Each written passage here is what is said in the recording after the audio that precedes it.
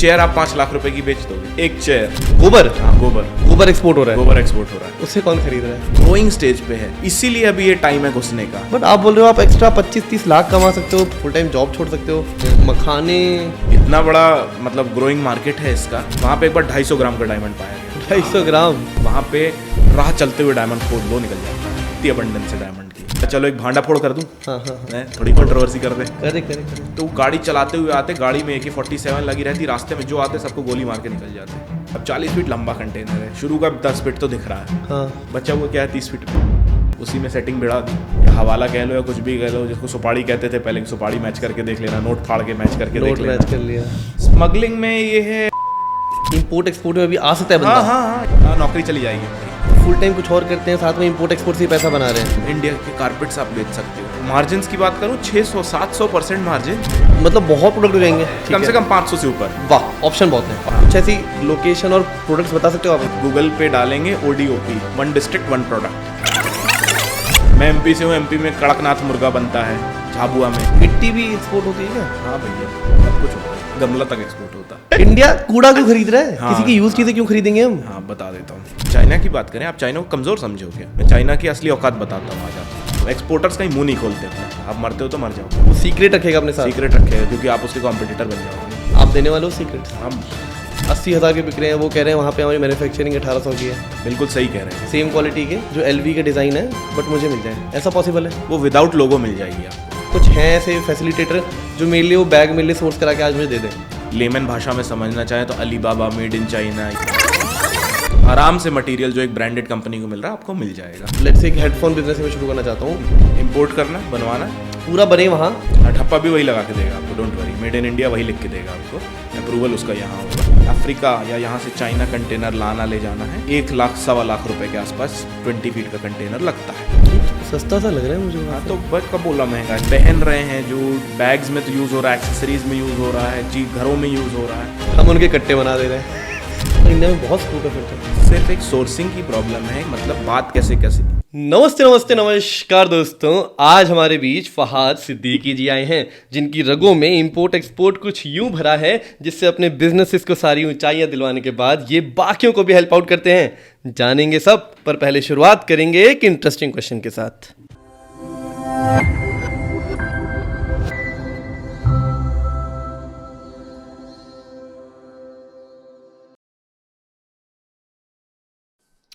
नमस्कार भाई, कैसे हैं? बहुत बढ़िया, आप कैसे हैं? ऑल गुड भाई, all good. Thanks for having me. अरे थैंक्स टू यू, आप भोपाल से यहाँ आए हैं। नहीं भाई, मोस्ट वेलकम, माय प्लेजर।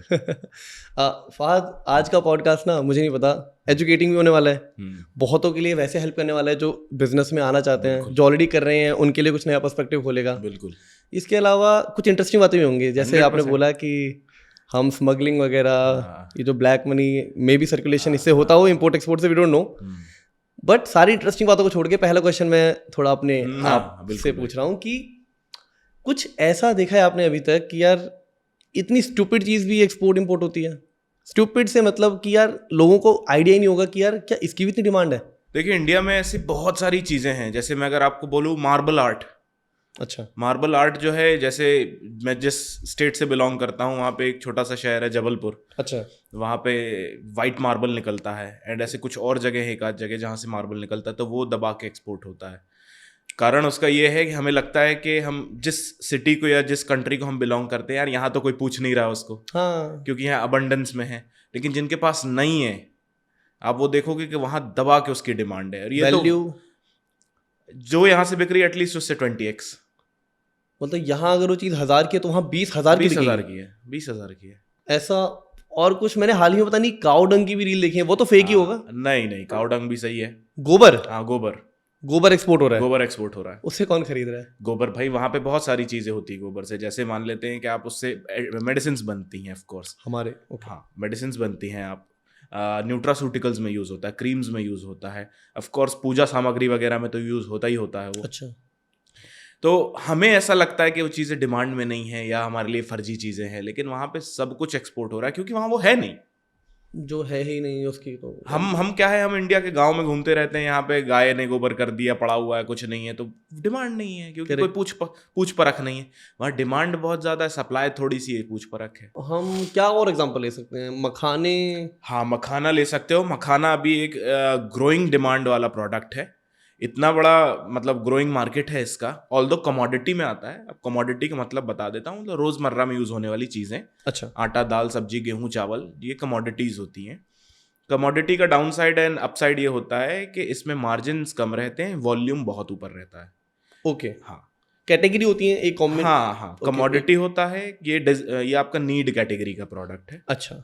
फिर आता है एक वांट कैटेगरी का प्रोडक्ट, जैसे कपड़े हो गए, टॉयज हो गया, बेसिक फर्नीचर्स हो गए, ये आपकी लाइट्स हो गए, माइक्स हो गए, ये चाहिए हमें, वांट, क्वालिटी ऑफ लाइफ को बेटर करते हैं हमारी। जी तो हम वैसे भी रहे लेकिन क्वालिटी बेटर कर देंगे। फिर आ जाता है थर्ड, मेरा फेवरेट, डिजायर कैटेगरी। अच्छा। हाँ, डिजायर, जैसे मैंने आपको कारपेट्स बोला, मैं आपको हैंडीक्राफ्ट बोलूँ, इंडियन हैंडीक्राफ्ट, मैं आपको जेम्स एंड ज्वेलरी बोलूँ इंडिया से, मैं आपको इंडिया से वीगन लेदर बोलूँ या लेदर बोलूँ, असली लेदर, तो ये सारे जो है डिजायर कैटेगरी के प्रोडक्ट है। अच्छा। आप वीगन लेदर कब खरीदोगे? वीगन लेदर तब खरीदोगे जब आपके पास घर में पूरी अबंडेंस है। हाँ। अब आपको कुछ शौकीन चाहिए, नया अच्छा सा चमकता हुआ, कि गाड़ी थी, महिंद्रा थी, ठीक है, अब मेरे को बीएम चाहिए, सोसाइटी में फ्लॉन्ट करना है। फ्लॉन्ट करना है, या मैं खुद को अच्छा फील कराना चाहता हूँ कि मैंने कुछ अचीव किया है जी। तो ये डिजायर कैटेगरी का प्रोडक्ट आप तब खरीदते हो। डिजायर कैटेगरी भी इंडिया से बन के जा रही है। हाँ हाँ, बताया मैंने आपको। ये सब इंडिया के थे जो आपने ये बोला? इंडिया के हैं, इंडिया के हैं। आप इंडिया के हैंडमेड फर्नीचर्स उठा लीजिए। अच्छा। राजस्थान से, मेड इन राजस्थान। एक चेयर आप 5 लाख रुपए की बेच दोगे, एक चेयर। उन्हें हैंडक्राफ्ट्स बहुत पसंद है ना, कि हाथ से बनाओ। हाँ हाँ भाई, दोस्तों के साथ बैठ के अगर आप दारू पी रहा है कोई एक यूरोपियन, हाँ। तो बताएगा क्या कि कहाँ से आया है? उसको एक स्टोरी चाहिए ना सुनने की कि इंडिया से बुलाया है मैंने, मेड इन जयपुर, फलाना ढिकाना, इतने लाख रुपए का, ये जिस पे तू बैठ के दारू पी रहा है वो इतने का है। भाई मर्सिडीज और मारुति में फर्क क्या रहता है? कार तो दोनों ही है, दोनों ही है, लेकिन जो आपकी मर्सिडीज है उसको बताने के लिए होता है कि यार मैंने पैसा लगाया, मेहनत करी तो पैसा आया है, तब ये खड़ी कर पाया, और सब नहीं कर सकते इसको इंडिया में। तो सेम कंसेप्ट वहाँ है डिजायर में, क्वालिटी ऑफ लाइफ को सिग्निफिकेंटली पंप करता है वो। अच्छा, ये चीजें हैं। और कोई ऐसे एग्जांपल जो आपको लगता है कि यार मतलब आपके लिए मे भी सरप्राइजिंग ना हो, बट हमारे लिए होंगे? कारपेट्स इंडिया के, उनकी भी डिमांड है। इंडिया के कारपेट्स आप बेच सकते हो आराम से, मतलब मार्जिन की बात करूं 600-700% मार्जिन। 600% बोल रहे हो? 600-700% मार्जिन इंडिया के हैंडमेड कारपेट से, भदोही से, मिर्जापुर से, कश्मीर से। 600% बोला है आपने? 600% बोला। 1 लाख का कारपेट वहां 6 लाख का बिकता है। और एक आप लोअर साइड में बोल रहा हूं मैं। आपने कारपेट्स बोला, फिनिश्ड गुड्स, आप किस पे ज्यादा कॉन्फिडेंट रहते हैं? मैं थोड़ा डिटेल में चाहूंगा अब आपसे। या हम कहाँ से सोर्स कर सकते हैं? पहली बात, ऐसा तो नहीं है कि ये व्यूअर्स बना सकते हैं वो चीजें। जैसे आपने बोला अगर कारपेट ले रहे हो मिर्जापुर साइड चले जाओ, आपने बोला फर्नीचर है तो राजस्थान, कुछ ऐसी लोकेशन और प्रोडक्ट्स बता सकते हो आप? हाँ, अगर आप गूगल पे जाएंगे, गूगल पे डालेंगे ODOP, 1 डिस्ट्रिक्ट 1 प्रोडक्ट। ओके। ये भारत सरकार ने लिस्ट दे रखी है। अच्छा। कि कौन सा डिस्ट्रिक्ट किस प्रोडक्ट के लिए जाना जाता है। ठीक है। तो हर डिस्ट्रिक्ट के लिए, हर स्टेट में हर डिस्ट्रिक्ट के लिए आपको सैकड़ों प्रोडक्ट हैं। अब स्टेट नहीं, डिस्ट्रिक्ट वाइज, मतलब बहुत प्रोडक्ट बहुत हैं, कम से कम 500 से ऊपर, 500 से ऊपर। वाह, ऑप्शन बहुत हैं। ऑप्शन बहुत हैं। गूगल पे जाके ODOP सर्च करना, लिस्ट आ जाएगी। ठीक है।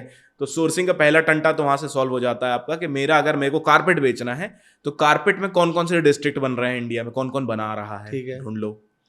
लेदर ढूंढ लो। ठीक है। मैं MP से हूँ, MP में कड़कनाथ मुर्गा बनता है, झाबुआ में। ये क्या चीज़ है? हाँ, कड़कनाथ जो है GI टैग्ड एक प्रोडक्ट है। प्रोडक्ट क्या, बेचारा एनिमल है। हाँ। ठीक है, जिसको साइंटिस्ट ने पैदा किया है। नेचुरल है वैसे तो, वो हाइब्रिड करके बनाया गया है उसको। सो उसका मीट जो है काला होता है। अच्छा। हाँ, मीट जो है काला, क्योंकि मैं पोल्ट्री फार्मिंग बैकग्राउंड को भी बिलोंग करता हूँ, तो जो उसका गोश्त होता है वो काला होता है। ठीक है, वेरी हाई इन प्रोटीन। अच्छा, वेरी हाई इन प्रोटीन। हाँ, मेलेनिन होने की वजह से उसमें उसकी इम्यूनिटी बहुत तगड़ी होती है। तो जब कोविड टाइम आया तो हमने दबा के पोल्ट्री फार्म से कड़कनाथ गया था। MP में बनता है? MP की नेटिव ब्रीड है, झाबुआ की। ओके। जितने गए हैं सब MP से ही गए हैं, और उसमें GI टैग है, वो ज्योग्राफिकल इंडिकेशन दिया हुआ है भारत सरकार ने उसको। अच्छा। तो वो वहीं बनता है, तो वो ODOP में मिल जाएगा। ठीक है। अब मैं ये नहीं कह रहा हूँ कि उसी को उठा के एक्सपोर्ट कर दो क्यों? क्योंकि लाइव प्रोडक्ट ये सब मुश्किल होते हैं करना, लेकिन आइडिया लेने के लिए कि किस प्रोडक्ट कौन से डिस्ट्रिक्ट में बन रहा है, वहां से आपको पूरा अंदाजा मिल जाएगा कहाँ से लेना है, क्या करना है, क्या नहीं करना है। और कोई ऐसे प्रोडक्ट्स इंटरेस्टिंग लग रहा है तो? टेक्सटाइल्स बहुत बड़ा मार्केट है। अच्छा। चाइना 300-350 बिलियन पे है, इंडिया 35-40 पे है। हम पे पोटेंशियल है। और अरे ढेर भर। मैं आपको एक बात बताता हूँ, इंडिया आज से कुछ साल पहले नंबर 1 पोजीशन पे था टेक्सटाइल्स में, एक्सपोर्ट्स में, वर्ल्ड में। अच्छा। कुछ साल पहले हम बांग्लादेश सुनते हैं से पीछे हुए हैं। बांग्लादेश ने हमें पछाड़ा है। इतनी छोटी इतना सा देश है, इतना सा देश। और वो भी कितना डिस्टर्ब्ड है, पॉलिटिकल डिस्टर्ब सब, मतलब ऐसा नहीं कि वहाँ प्रॉब्लम नहीं है, प्रॉब्लम खूब है। इतना सा देश है, हाँ। एक स्टेट बराबर है। करेक्ट। जैसे आजादी भारत ने दी है खुद, हाँ, है ना, जिसको उसने हमें पछाड़ दिया, उसने हमें पीछे कर चुका है। वो अभी भी आगे ही है हमसे।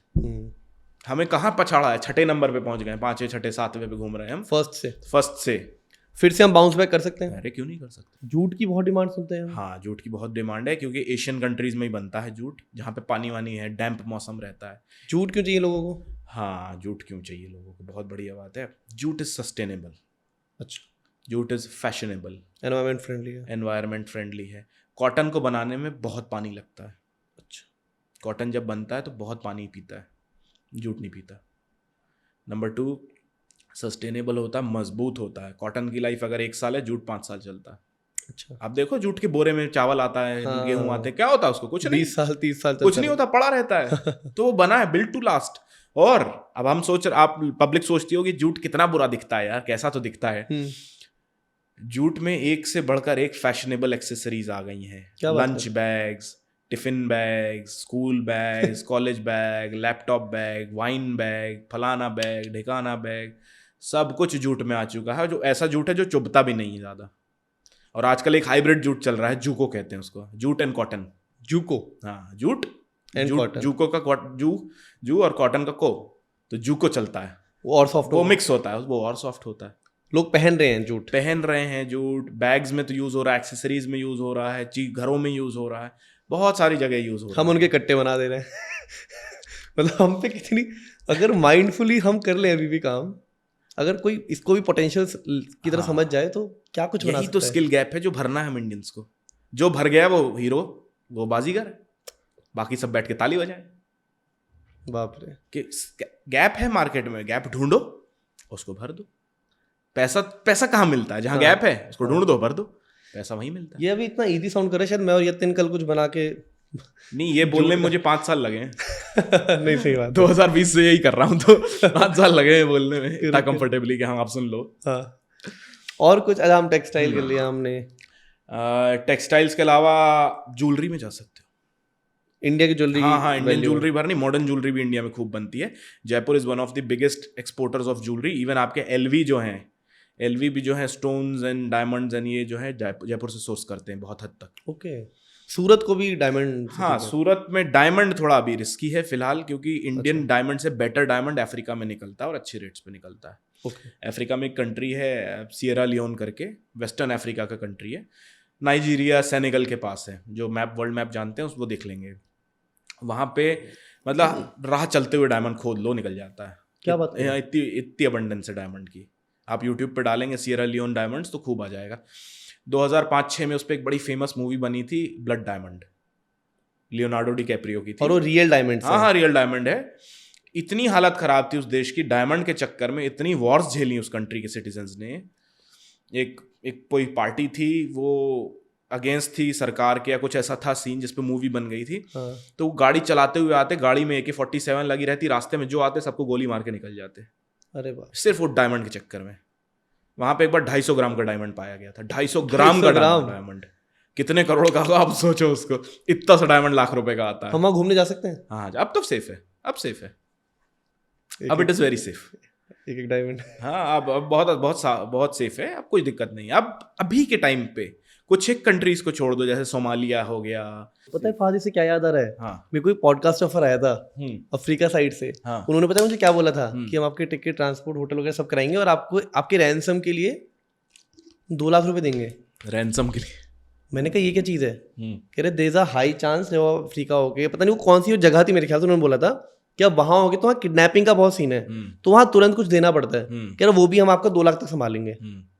सही है। उन्होंने मुझे कॉल पे बोल दिया कि आप आओगे, लैंड होगे, आप किडनैप हो सकते हो, वो हम संभाल लेंगे, इतना रैंसम देने के लिए राजी हैं, बाकी थोड़ा रिस्क फैक्टर रहता है। सही है, कह रहा सेफ रहोगे। अब देखो क्या है, इसलिए मैं कह रहा हूँ कि इंडिया बेटर है यार, इंडिया तो बहुत बढ़िया है बेचने के लिए। India is very much safer. हाँ, यहाँ पे जान का खतरा कभी नहीं होता। 99.9% नहीं किडनैप हो गए इंडिया में, है ना। कहीं भी घूम लो, कितने भी छोटे गांव में घूम लो। अफ्रीका में लोगों को लाइफ की क्राइसिस है। लाइफ की मतलब पैसे नहीं है, पैसे ही नहीं है वहाँ पे। तो जहाँ पैसे नहीं होते वहाँ तो सब कुछ हो सकता है। तो आपको किडनैप कर लेंगे, आप एक गोरे हो उनके लिए। मेरे बहुत से क्लाइंट्स वेस्टर्न अफ्रीका में काम करते थे, वो बोलते थे मुझे कि इंडियंस को they call it boss and Europeans को दे कॉल बिग बॉस। अच्छा, हम बॉस है उनके लिए। हाँ, बॉस है उनके, कि इंडियंस के पास पैसा है ना, और यूरोपियंस के पास हमसे ज़्यादा पैसा है, तो दे आर बिग बॉस। वो दे नो। एंड वहाँ पे लोग जो है, मतलब जनरल टेंडेंसी है अफ्रीकन्स की, दे आर वेरी लेजी। अच्छा, they are very lazy people. वो पीछे एक रीजंस हैं कि लेजी हैं वो। अच्छा, बाय नेचर। हाँ, बाय नेचर। जैसे इंडियन थोड़े लेजी हैं, हाँ, अफ्रीकन बहुत ज़्यादा लेजी हैं। चाइनीज बिल्कुल लेजी नहीं है, जापानीज बिल्कुल लेजी नहीं है, तो उनकी ग्रोथ फैक्टर अलग चलता है। तो दे आर वेरी लेजी। वहाँ पे एक अफ्रीकन जो काला होगा, अब काला मतलब उनको कहते हैं ऐसा काला, ठीक है। तो जो वहाँ पे ब्लैक अफ्रीकन होगा, वहाँ पे उसका मान लो 10-20 एकड़ का फार्म है। तो 10-20 एकड़ में उसने 300-400 जानवर पाल रखे हैं, बड़े से लेकर छोटे तक। तो लोग उसको बोल देंगे कि भाई why don't you farm it, आप उससे दूध निकालो, बेचो, बच्चे बेचो, ये बेचो। बोलेगा नहीं, ये तो मेरा पार्टी के लिए है, जानवर मार के खाऊंगा, एक भैंस बंधी हुई मार के खा जाऊंगा। तो पार्टी होगी तो खा जाएंगे। पैसे से मतलब नहीं है कि पैसे चाहिए उनको, लेकिन काम नहीं करना है, काम नहीं करना है। तो इसलिए गुलाम बन जाते हैं जनरली। इंडियंस जाते हैं, वो काम करवाते हैं वहाँ पे। अगर आपने बोला कमोडिटीज में बेच रहे हो, मुश्किल है। बट अगर कमोडिटी बहुत अलग है, बहुत डिस्टिंक्टिव सी है, तो वैल्यू बन जाएगी। अब अलग है, जैसे मखाना है, हाँ, तो मिल जाएगा। मखाना है, क्योंकि इंडिया में मखाना सिर्फ बिहार में मिलता है। और क्या है हम पे कमोडिटीज में मखाने के अलावा? कमोडिटीज़ में जैसे सिल्क है, भागलपुरी सिल्क है। अच्छा, सिल्क साड़ीज़ हैं, ठीक है। आपका चंदेरी में भी साड़ी बनती है, एमपी में चंदेरी है, वहाँ पे साड़ी बनती है। तो ये जो आइटम जो इंडिया सेंट्रिक है ना, वो ओडीओपी में पूरे मिलेंगे आपको, उस पर आप डोमिनेंस दिखा सकते हो। अब फहद, अच्छा सॉरी, मैं ना उत्तराखंड से आता हूँ, Almora, I belong from Uttarakhand, Almora. तो वहाँ पे ना मडुए का आटा है। क्या आता है? मडुआ आटा है वो बेसिकली। अच्छा, हाँ, बट वो थोड़ा ब्राउनिश सा आटा है, बट अगेन वो हाई इन प्रोटीन है। वो अब तक ना यहाँ नहीं आता इतना, बट वो एक्सपोर्ट हो रहा है। हाँ, आप इंडिया में तो ब्लैक राइस भी नहीं चलता, ब्लैक राइस वहाँ एक्सपोर्ट हो रहा है। ब्लैक राइस इंडिया तो मैंने नहीं सुना। हाँ, इंडिया में बनता है। इंडिया में बनता है। ब्लैक राइस में क्या होता है, कुछ उसकी प्रॉपर्टीज अलग हैं। वो शुगर पेशेंट्स के लिए बहुत हेल्पफुल रहता है, उससे नींद नहीं आती खा के, ऐसा कुछ है उसमें। अवेयरनेस भी जरूरी है, क्योंकि उनको मखाना इतना नहीं मालूम कि अच्छा ये मखाना इंडिया से है, तो इसमें क्या फायदे हैं। उसको बोलो कि लो इन कैलोरी है, पेट भर जाएगा, ये है वो है, बहुत सारा वॉल्यूम आता है उसमें। तो you have to present yourself. Market awareness. मिट्टी भी एक्सपोर्ट होती है क्या? हाँ भैया, सब कुछ होता है, गमला तक एक्सपोर्ट होता है। अच्छा, टेराकोटा के गमले, टेराकोटा की छत, खपड़ेल जो होते हैं ना छत में लाल वाले, जिसको कबेलू कहते हैं, बहुत लोग अलग अलग नाम से जानते हैं, वो भी जाता है। वो एक्सपोर्ट जाता है। हाँ, वो भी जाता है। मुल्तानी मिट्टी की वैल्यू है। हाँ, मुल्तानी मिट्टी की वैल्यू है। आप लगभग 99% चीजें जो देखते हो, they are export, they can be exported with good branding, good. Of course वो एक्सपोर्ट क्वालिटी चाहिए उसमें। अच्छा, आपको उसमें पैसे चाहिए। इंडियन क्वालिटी नहीं चलेगी उधर, एक्सपोर्ट क्वालिटी चाहिए, वो आप दोगे तो बिक जाएगा। अच्छा, मैं अक्सर, जैसे मैं पहले कॉलोनी से आया हूँ, तो कॉलोनी में ना हमारे अंकल्स की बड़ी आदत थी। वो कहते थे ये जो तुम लेवाइस वाइस की जीन्स पहन रहे हो, यहीं से बन रही है, वहाँ पे थप्पा लग रहा है, वापस आ रही है। हाँ। शायद वो रामदेव की किसी की कमेंट्री सुनते होंगे, या वो ये भी रियल है? जी हाँ, ऐसा कई हद तक रियल है। यूएस में लेके जाते हैं, उसमें एक सर्टेन पैरामीटर बता देता हूँ क्या है। जैसे ब्रांड में अगर फाइनल स्टिचिंग आपकी कंट्री में हुई है, तो उसको मेड इन दैट कंट्री मान लिया जाएगा। मतलब वैल्यू एडिशन 40% का उस पर हो जाए आपकी कंट्री में ना, तो वो मेड इन दैट कंट्री हो जाएगा। यही लूप हो, शायद आईफोन यूज किया था, वो असेंबल यहाँ फाइनली कर रहे थे और हमने बोल दिया मेड इन इंडिया। हाँ, बट हालांकि पार्ट्स कंपोनेंट उनके इंडिया के नहीं थे, बाहर से ही आए थे, बस यहाँ असेंबल हो गया था। हमें असेंबली से खुशी होगी कि हमारा मेड इन इंडिया है। सरकार के नॉर्म सिंपल से हैं कि 40% अगर आप वैल्यू एडिशन कर देते हो, तो सर्टिफिकेट ऑफ ओरिजिन आपको मिल जाएगा कि यहाँ का ओरिजिन है, ये मेड इन इंडिया है ये। तो वैसे ही अमेरिकन जो है यूज करते थे कि चाइना से उनने 50-60% तैयारी करवा ली, जो उसमें क्राफ्टमैनशिप चाहिए थी, जो कटवाना था उनको, पीसेस को डिजाइन देने थे, वो सब वहाँ होके आ गए। स्टिचिंग यहाँ कर देते हैं हम यूएस में। थोड़ा बहुत टाइम लगेगा और थोड़ा टाइम लगेगा, लेकिन उसमें मैं 5 गुना ज्यादा मार्जिन लूंगा। ये लग्जरी ब्रांड्स इसी पे जिंदा है। अभी हाल ही में बहुत कंट्रोवर्सी देखी गई है इसके अराउंड। मुझे मालूम था आप आने वाले हो। मुझे मालूम था। अभी स्ट्रेच कर रहे हैं? हाँ, बिल्कुल बिल्कुल भाई। तो क्या लगता है, मतलब इतने बड़े बड़े ब्रांड्स के नाम आए और जहाँ पे वो शायद 80,000 के बिक रहे हैं, वो कह रहे हैं वहाँ पे हमारी मैन्युफैक्चरिंग 1800 की है। हाँ बिल्कुल सही कह रहे हैं, मैन्युफैक्चरिंग उतनी की ही पड़ती है। 5 साल से इस इंडस्ट्री में हूँ मैं, जो उसका रिटेल रेट रहता है उससे 20% कॉस्ट पड़ती है उसकी मैन्युफैक्चरिंग की। बट क्वालिटी तो हम बहुत अच्छी देख रहे हैं। बताता तो हूँ। क्या चाइना दे देता है इतनी? हाँ दे देता है चाइना। चाइना की बात करें, आप चाइना को कमज़ोर समझो क्या? मैं चाइना की असली औकात बताता हूँ आज आपको, आप समझो। लास्ट ईयर इंडिया ने लगभग मैं नंबर्स की बहुत श्योरिटी तो नहीं, लेकिन परसेंटेज की श्योरिटी है मुझे, ठीक है, रेशो जो मैं बताऊंगा। लास्ट ईयर इंडिया ने लगभग $40 बिलियन का एक्सपोर्ट्स किया था टेक्सटाइल्स में। अच्छा, आपको पता है चाइना ने कितना किया है? $350 बिलियन का। बहुत मल्टीफोल्ड है तो। $40 बिलियन इंडिया और चाइना ने लगभग 350, 450। कितना होता है? लगभग 10 टाइम्स, 9 टाइम्स तो कंफर्टेबली है। क्यों है? अब आप ये तो समझते हो कि चाइना लीडर है, पता है हमें, नंबर्स कहते हैं उसके, उसका डेवलपमेंट कहता है कि 150 करोड़ की आबादी को जैसे वो हैंडल कर लेते हैं और इतनी बड़ी ग्रोथ कैटर करते जा रहे हैं। क्यों कर पाते हैं? सिंपल सी बात है कि जब वो पैदा हुए वहां पे बच्चे, उनको एक ही चीज बताई गई कि भाई तुम्हें काम करना है, स्किल सीखनी है, या तो फैक्ट्री ओनर बनना है या फैक्ट्री वर्कर बनना है। अच्छा, हाँ, कंसेप्ट सिंपल है चाइना का। आप जो बोल रहे हो कि चाइना इतना अच्छा एफिशिएंटली सब बना रहा है और जब 80,000 की चीज 1800 में बन रही है, हाँ, तो क्या me as a layman simply उसे खरीद सकता हूँ? क्योंकि मुझे क्वालिटी तो वही मिल रही है। खरीद सकते हो, मिल जाएगा। जो आपको जो कह रहे हो ना कि 80,000 की चीज 18 में मिल रही है, वो विदाउट लोगो मिल जाएगी आपको। सेम मटेरियल, सेम मिलेगा, सेम हाँ, लोगो नहीं रहेगा, लोगो नहीं रहेगा उसमें, जो ब्रांड है उसका लोगो नहीं रहेगा। क्योंकि जो आप पैसा दे रही है, जो पब्लिक पैसा दे रही है मार्केट में, वो ब्रांड को दे रही है। एग्जाम्पल लेता हूँ एलवी, गुच्ची। तो आप एलवी एंड गुच्ची को पैसा दे रहे हो, आप चाइना के मैन्युफैक्चरर को थोड़ी दे रहे हो। उस पे तो 18 ही जा रहा है, उस पे तो उतना ही जा रहा है। एक सिंपल सा और गणित है इंडिया का, कि इंडिया में जो क्राफ्टमैन होते हैं, जो कारीगर होते हैं, उनको थोड़ा ही सा पैसा मिलता है। मेजर पैसा, जो मोटा पैसा उठाता है, वो सेल्स वाला उठाता है। मतलब आप उठाते हैं? हाँ, मेरे क्लाइंट्स भी उठाते हैं। अच्छा। क्यों? उसका कारण है कि जिसके पास ग्राहक है वही राजा है। जी, करेक्ट। जिसके पास ग्राहक है वही राजा है, जिसके पास ग्राहक नहीं वो कहाँ का शेर। जी, सामान तो पड़ा ही रहेगा। अगर पड़ा है, आप बहुत अच्छे आदमी हो, लेकिन आपकी अच्छाई का करा क्या जाए? बेचना तो पड़ेगा ना, बेचना पड़ेगा ना। वो मार्केट में रोटेशन आना चाहिए। ओके, पैसे का एक ही नियम है, it should flow, it should flow, it should flow. Fahd, जब मैंने बोला कि मैं वो 1800 का बैग ले सकता हूँ, आई एम रेडी, मेरे को ठप्पा की जरूरत नहीं है, मुझे नीचे एलवी कुछ चाहिए, बट मुझे क्वालिटी मिल रही है, तो मैं तो चाहूंगा कि वो बैग मेरे को मिल जाए। एज अ लीमैन मैं क्या कर सकता हूँ? मुझे बहुत कंप्लाइंस फॉलो करने पड़ेंगे, या कुछ हैं ऐसे फैसिलिटेटर जो मेरे लिए वो बैग मेरे लिए सोर्स करा के आज मुझे दे दें? अरे ढेर भर हैं फैसिलिटेटर। अगर आप लेमन भाषा में समझना चाहें तो अलीबाबा, मेड इन चाइना, ये जो वेबसाइट्स है, although I don't endorse them, लेकिन आप इनसे ले सकते हो। इसमें ढेर भर आपके सोर्सिंग एजेंट्स हैं, आप जाइए, आप सोर्स कर लीजिए आराम से। मटेरियल जो एक ब्रांडेड कंपनी को मिल रहा है आपको मिल जाएगा। But but there is a condition. अब लोग सुन के खुश मत हो ज़्यादा। There is a condition. LV को वो, या कोई भी ब्रांड जो बड़ी ब्रांड्स बना रही हैं, नॉट ओनली एलवी, कोई भी बना रहा है इन जेनरिक, उनको वो उतने सस्ते में क्यों पड़ रहा है? बिकॉज वो क्वांटिटी में ले रहे हैं, एक सर्टेन क्वालिटी पैरामीटर्स पे ले रहे हैं। Okay, but Fahad, as a layman अगर मुझे मंगवाना है, मुझे ठप पैसे लेना देना नहीं है कि एलवी कुछ चीज छपे, क्योंकि मुझे पता है मुझे क्वालिटी मिल जाएगी।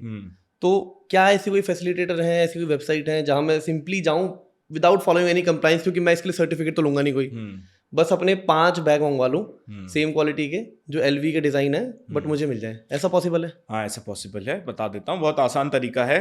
जैसे आप पोर्टल्स यूज कर सकते हैं, अलीबाबा हो गया, मेड इन चाइना हो गया, वहाँ जाके आप सेम डालिए कि आपको ये फलाना लेदर बैग चाहिए इस डिज़ाइन का, वो आपको दे देगा। जो उसका मैन्युफैक्चरर होगा वो उसको दे देगा। क्या मैं एज अ टूरिस्ट वहाँ जाके ला सकता हूँ?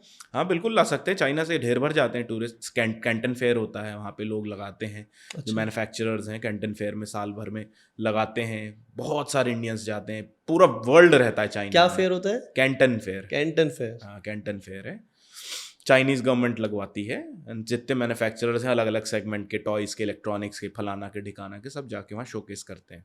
ओके, तो आप बिल्कुल ले सकते हैं, लेकिन सब में एक मिनिमम ऑर्डर क्वांटिटी MOQ आ ही जाता है। इतना आपको चाहिए। वो आपके लिए एक पीस के लिए क्यों मेहनत करें? अब जैसे हमने इंडियन ब्रांड्स देखे कितने सारे, जो अगेन शायद मेड इन इंडिया क्लेम करते थे क्योंकि लास्ट असेंबली वो यहाँ करते होंगे, but we have seen white labelling होती है, वहीं से सब सामान आता है। उस लेवल का तो नहीं, बट क्या अब मैं किसी एक एंटरप्रेन्योर के पॉइंट ऑफ व्यू से सोच रहा हूँ, कोई शुरू करना चाहता है कि लेट्स से एक हेडफोन बिजनेस में शुरू करना चाहता हूँ और मुझे पता है मैं यहाँ सोर्सिंग कर ही नहीं सकता हूँ, चाइना से ही करना पड़ेगा, तो फिर कितना इजी साउंड कर सकता है ये किसी के लिए, कितना इजी रहेगा इंपोर्ट करना, बनवाना, पूरा बने वहाँ, मैं बस थप्पा मार के, थप्पा वही लगा के दे दे मुझे। हाँ, ठप्पा भी वही लगा के देगा आपको, don't worry, made in India वही लिख के देगा आपको, अप्रूवल उसका यहाँ होगा एक सर्टेन, क्योंकि आपको उतना परसेंटेज ऑफ मैन्युफैक्चरिंग इंडिया में करनी पड़ेगी, बचा हुआ वो काम वो कर देगा। अब ईज ऑफ डूइंग बिजनेस बता देता हूँ। हाँ। इंडिया से 3-4 टाइम्स ज़्यादा ईजी है चाइना से सोर्स करना। क्यों?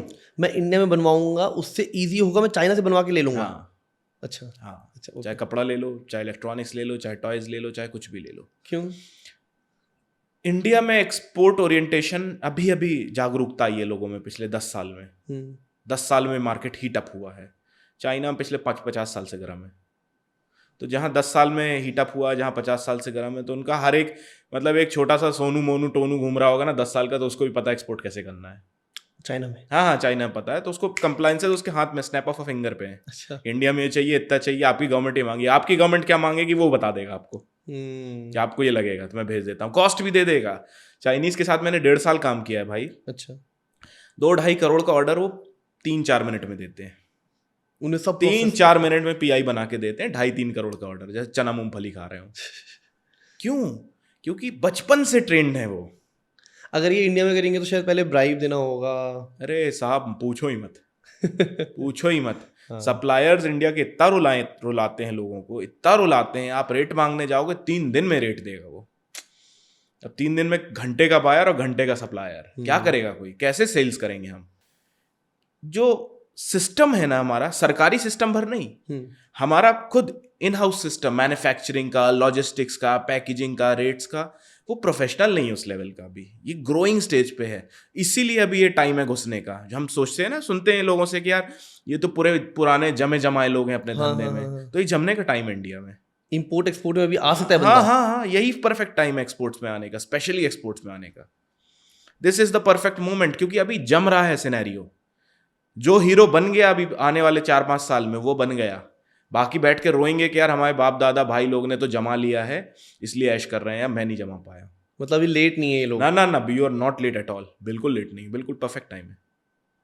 और आइडियल सी कमोडिटी अगर आप अगेन डिस्कस करना चाहो, कुछ है ऐसी कि इसमें आ जाओ, या जिसमें इंडिया स्पेशलाइज करता है वो आइटम्स उठाइए। कमोडिटी आइटम्स जो रहते हैं उससे बचिए, क्योंकि उसमें स्कैम्स ज्यादा होते हैं। आटा दाल सब्जी गेहूं चावल, रोजमर्रा के आइटम। शेल्फ लाइफ वगैरह का भी शेल्फ लाइफ का इशू है, कंप्लायंसेस बहुत तगड़े हैं, पेपर वर्क बहुत तगड़े हैं, टेस्टिंग्स हैं अलग अलग। अच्छा, फूड लाइसेंसेस है, और कंपटीशन बहुत है। एग्जाम्पल, जो चावल आप बेच रहे हो वही अफ्रीका भी बेच रहा है।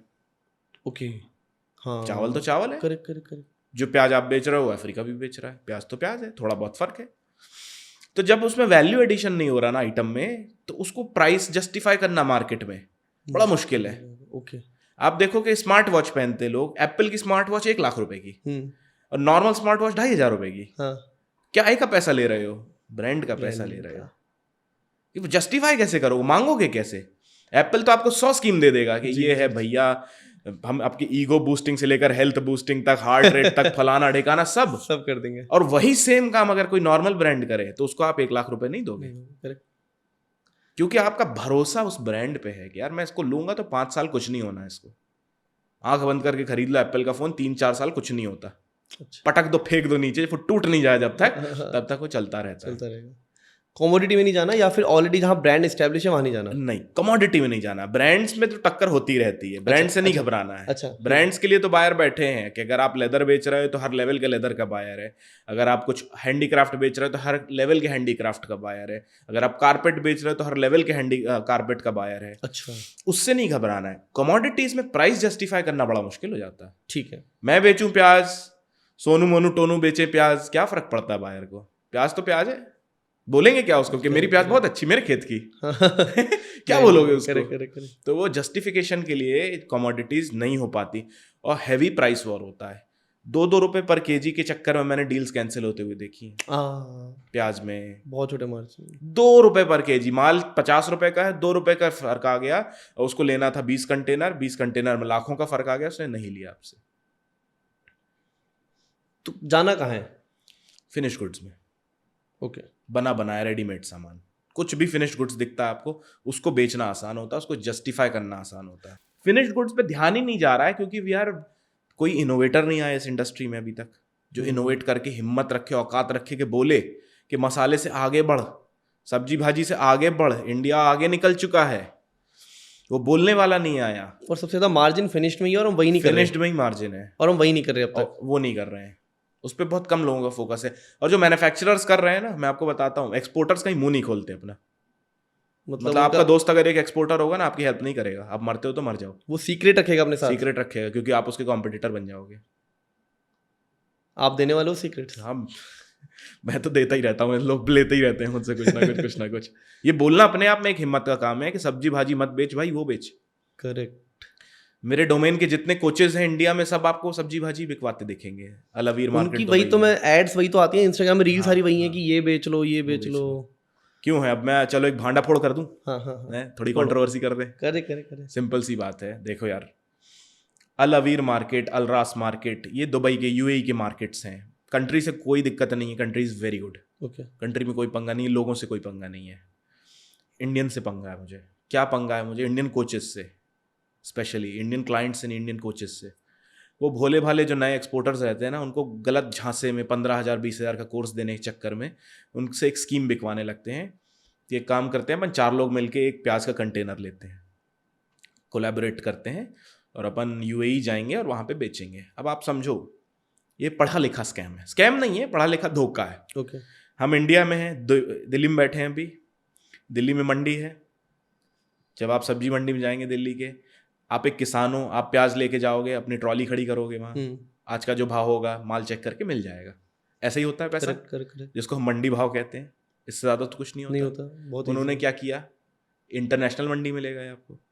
आप इंडियन थे, इंडियन माल उठा के उस मंडी पे ले गए। इसमें कौन सा सेल्स स्किल था? आपकी ट्रॉली खड़ी है उधर, जो रेट होगा उसका पैसा माल देखेगा और पैसा दे देगा। अब इतनी बदमाशी हो गई है उस कंट्री में कि सप्लाई से, मतलब डिमांड से ज़्यादा सप्लाई है।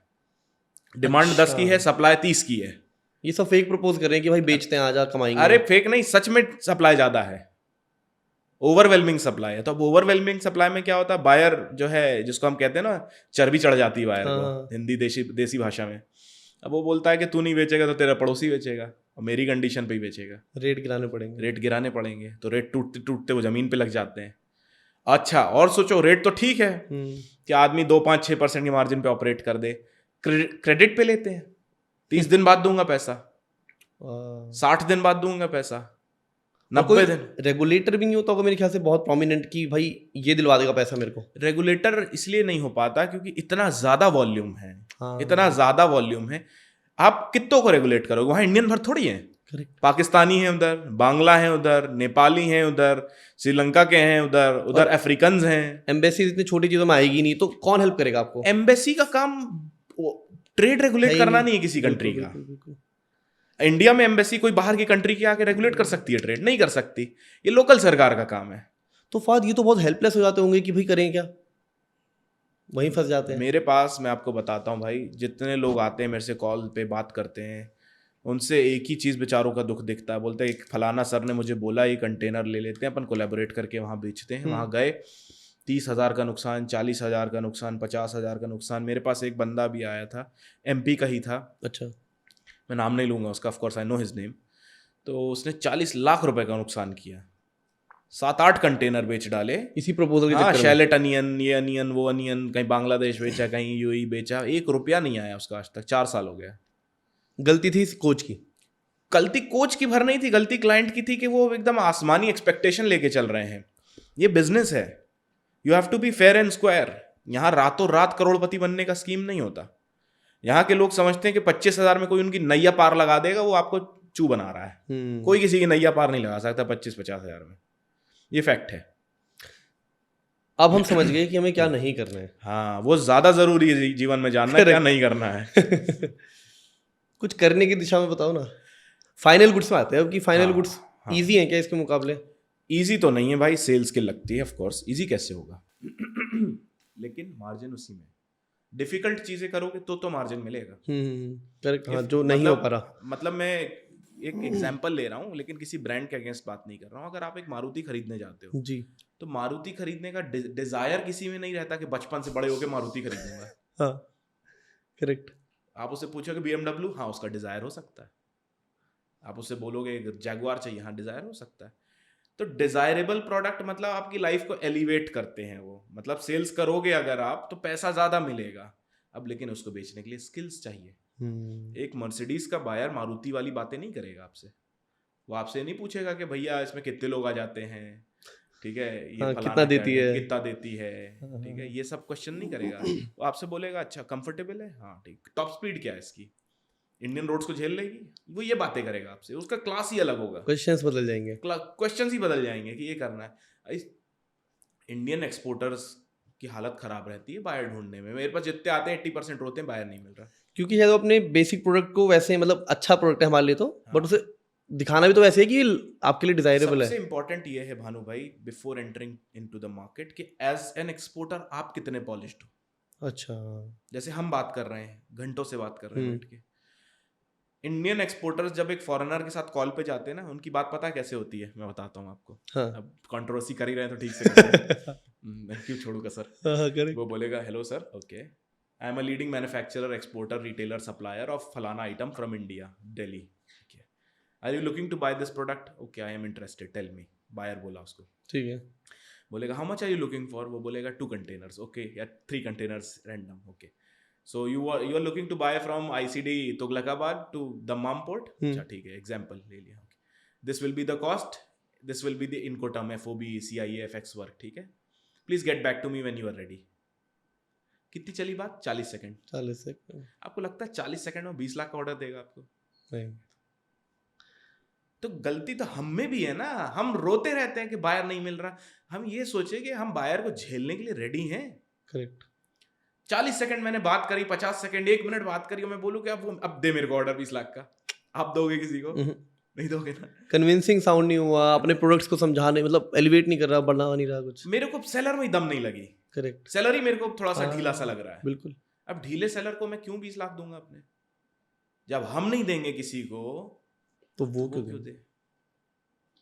हम बोलते रहते हैं प्रोडक्ट बहुत अच्छा है सर, एक बार चांस दे के देखो। सर चांस मांगा नहीं जाता, प्रूव किया जाता मार्केट में। मांगने से कुछ नहीं मिला है। हम जब जब बच्चे थे, बड़े हो रहे थे, याद करिए पेरेंट्स से 10 चीज मांगते थे तो 4 चीज मिलती थी। करेक्ट। 6 इसलिए नहीं मिलती थी क्योंकि या तो पेरेंट्स अफोर्ड नहीं कर सकते थे, या तो देते नहीं थे कि लड़का बिगड़ जाएगा। क्यों?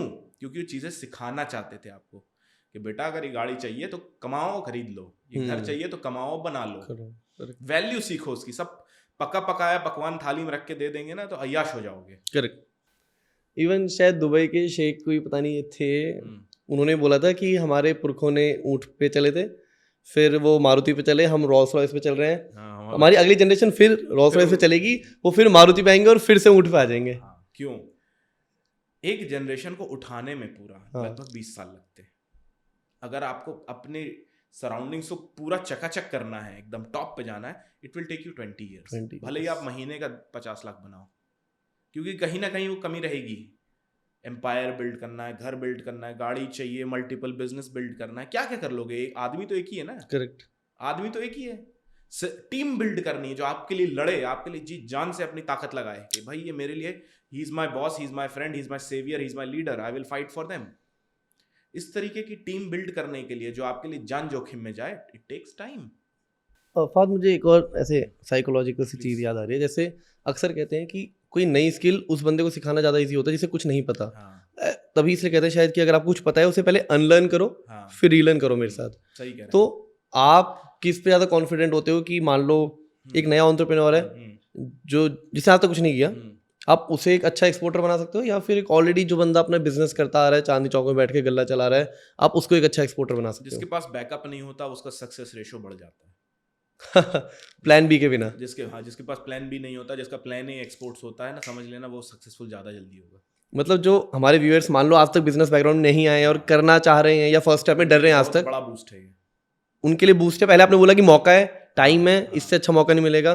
दूसरा आपने बोला कि वो ही बेटर कर सकते हैं। वो जनरली बेटर कर सकते हैं, नहीं मैं सर्टेनिटी नहीं कहता हूं, अच्छा, लेकिन जो मैंने हिस्ट्री अपने ही क्लाइंट्स में देखी है वो ये है कि जो एवरेज पर्सन था जिसके पास बैकअप नहीं था वो जल्दी परफॉर्म कर गया। जिसके पास बैकअप था वो बैकअप में बिजी हो गया फिर। अच्छा, बैकअप भी उसे मेंटेन करना। वो मतलब वो बिजी हो गया कि यार अच्छा सीख लिया ना, अब करेंगे। अब वो करेंगे तो कभी नहीं आता। हाँ, तो जिसके पास बैकअप नहीं वो डे वन से करता है। ये रिलेट कर रहे होंगे सारे, कि डे वन से करता है कि मैं मर जाऊंगा, ये नहीं करूंगा तो मर जाऊंगा। मैं सही मर बात जाऊंगा। है। मैं एक्सपोर्ट्स में ऐसे ही घुसा 5 साल पहले कि मैं नहीं करता तो मर जाता। अच्छा। सर्विस क्लास बैकग्राउंड से था मैं, पेरेंट्स अच्छा। मेरे सर्विस में थे, रिटायर हो गए कुछ साल पहले। तो मैं नहीं करता तो मर जाता। तो क्या ऑप्शन था? कर लो, कर लिया। ये सिंपल सी फिलॉसफी होती जी है। जान से किया। क्या करोगे? कौन बचाने आ रहा है आपको? कौन बचाने आ रहा है? Who is coming to save you? No one is coming to save you. ये लाइफ हमारी खुद के कंधों पे चलती है, हमारी own responsibility. No one is coming to save us. People can show way, they can enlighten our paths, but we have to walk our path. No one is coming to walk on our path. Correct. हम पैदा अपनी choice से नहीं होते, मरते अपनी choice से नहीं है। काम क्या करते हैं वो आपकी चॉइस होती है। वो आपकी चॉइस है। मैं कुछ कंप्लायंस डॉक्यूमेंट्स वगैरह बहुत चीज़ें बातें करनी है, बट एक और इंटरेस्टिंग सी चीज़ है जो मैंने अक्सर आप ही से सुना है, मैंने नहीं सुना था पहले कभी। स्क्रैप इंपोर्ट एक्सपोर्ट हो रहा है। स्क्रैप की वैल्यू, स्क्रैप कौन खरीद रहा है, क्यों खरीद रहे हैं? आ ही गए आप स्क्रैप पे। इंडिया कूड़ा क्यों खरीद रहा है? किसी की यूज चीजें क्यों खरीदेंगे हम? हाँ, बता देता हूँ। इंडिया में कंजम्पशन दीमक की तरह है।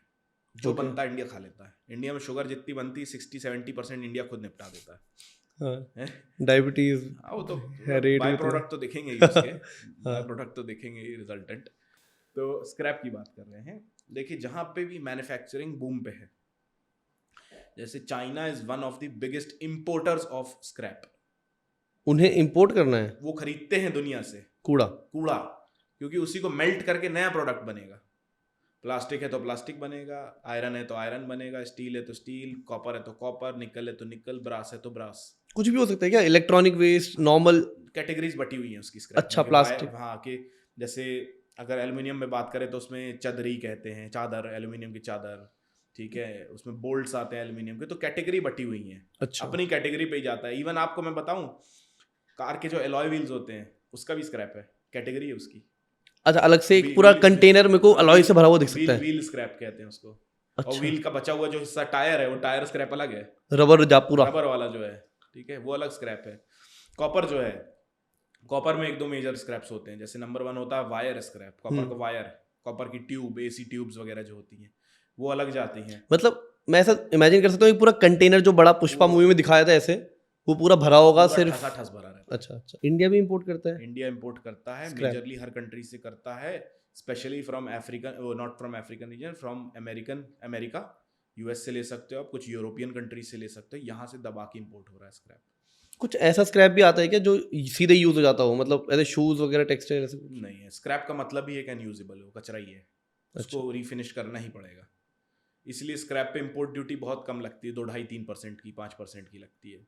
अगर वो फिनिश्ड गुड्स हो जाएगा तो इंपोर्ट ड्यूटी 10-15-20% हो जाएगी। अच्छा, उसे उस कैटेगरी में डालना पड़ता है कि भाई ये वेस्ट में ही जाना चाहिए। वेस्ट में ही जाना चाहिए वो। उसी में आपका स्मगलिंग, हवाला स्मगलिंग वगैरह आ जाता है। ये दिखा के जेड दे दिया। अच्छा, स्क्रैप में कुछ फाइनल प्रोडक्ट भर दिया। और स्क्रैप में भर नहीं, हाँ, बहुत सी कैटेगरीज में कि सामने मान लो एक कंटेनर है 40 फीट का। अब 40 फीट लंबा कंटेनर है, शुरू का 10 फीट तो दिख रहा है, हाँ, बचा हुआ क्या है 30 फीट में, उसी में सेटिंग भिड़ा दी। आपने लकी भास्कर मूवी देखी है हाल ही में? हाँ, देखिए, उसमें भी टीवीज आ जा रहे थे। होता है। अच्छा बताओ, ये सब होता है क्या? इसे हम स्मगलिंग बोलेंगे? हाँ, जितनी चीजें आप देखती हैं टीवी में वो आसमान से थोड़ी आई हैं, रियलिटी से इंस्पायर्ड है, सब होते हैं। स्मगलिंग के कुछ केसेस हैं आपके? मतलब क्या स्मगल, एक सबसे आइडियल प्रोडक्ट क्या है कि यार ये स्मगल करते हैं? गोल्ड तो बहुत बड़ी चीज बोल दी मैंने शायद। गोल्ड तो नंबर 1 पे होता ही है स्मगल। जितना आप, जैसे मैं आपको बताता हूँ, व्यूअर्स को नहीं मालूम होगा, इंडिया का सराफा मार्केट गोल्ड पे टिका हुआ है, कैश पे।